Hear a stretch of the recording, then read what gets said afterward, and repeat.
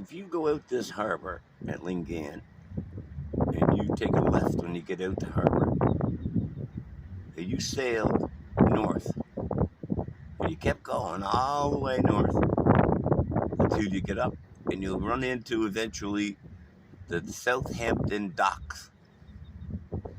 They're located in England, and they're very famous as one of the biggest transport centers in the world. The South Hampton docks is full of all types of commerce and sailors and you name it. It's also famous for its diversity because of the extracurricular activities that go on in the docks. Well, there was a guy who was a diesel mechanic, and his name was Victor, I think. Anyway, he decided that as a diesel mechanic, and he was playing funny games, his family decided they were going to put the run on him because of his extracurricular activities. So he jets across the Atlantic, and he lands down in the United States in Delaware, where he proceeds to, as a diesel mechanic, he needed to learn some computer stuff, so he went to a community college, and he learned computer stuff to go along with his diesel mechanics. And while he did that, he realized also that this whole diversity thing, if you change your gender and become a woman, in that world, you get all types of benefits. So he utilized that tool, this guy, and he changed himself into a woman.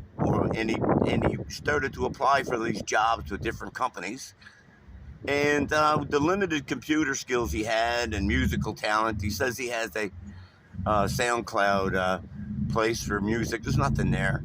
All the companies that this person recites as being part of his entrepreneurial schooling were all bankrupt and failures. And he made his way through Minnesota over to Washington State. So we're into the late 90s now or whatever.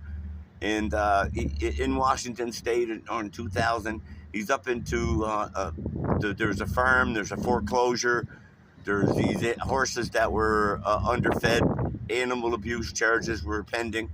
So this guy goes to Port Alberni and pulls off the same grift with the I'm a woman thing and starts to parlay that into more entrepreneurial scams.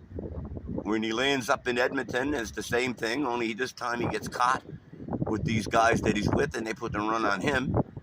So he ends up down in Dalhousie University, this guy calling himself a woman, and there he was supposed to teach some kind of a course on gender fluid shit.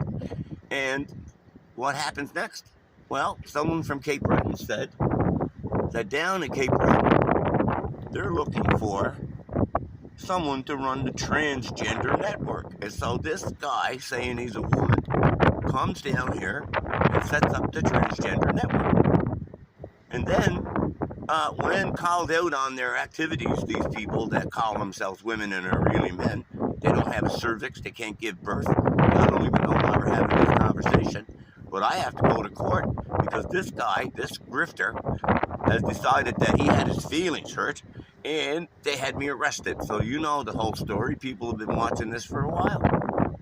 So now we go back on May the 10th so that they can get a lawyer to question him. If they're not going to let me question my accuser. That's communism, okay? That's where we're at right now. So stay tuned because it's going to get interesting. I'm going to be changing my gender to suit my mood that day. I'm going to be non-binary, so this should be interesting.